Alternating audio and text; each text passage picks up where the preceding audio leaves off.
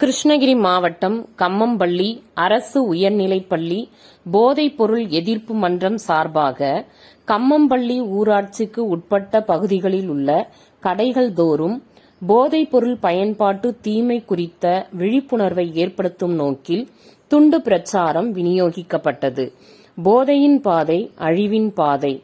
போதைப்பொருள் விற்பது குறித்த புகார்களை தெரிவிக்க 10581 10918 100 6374 000 என்ற எண்ணிலும் கூகுள் பிளே ஸ்டோர் ஆப்பில் உள்ளே ட்ரக் ஃப்ரீ தமிழ்நாடு மொபைல் ஆப்பை பதிவிறக்கம் செய்தும் புகார்களை தெரிவிக்க அறிவுறுத்தப்பட்டது. இந்நிகழ்வில் பள்ளியின் தலைமை ஆசிரியர், உதவி தலைமை ஆசிரியர், பெற்றோர் ஆசிரியர் கழக தலைவர், மன்ற பொறுப்பாளர் மற்றும் மாணவர்கள் உடனிருந்தனர்.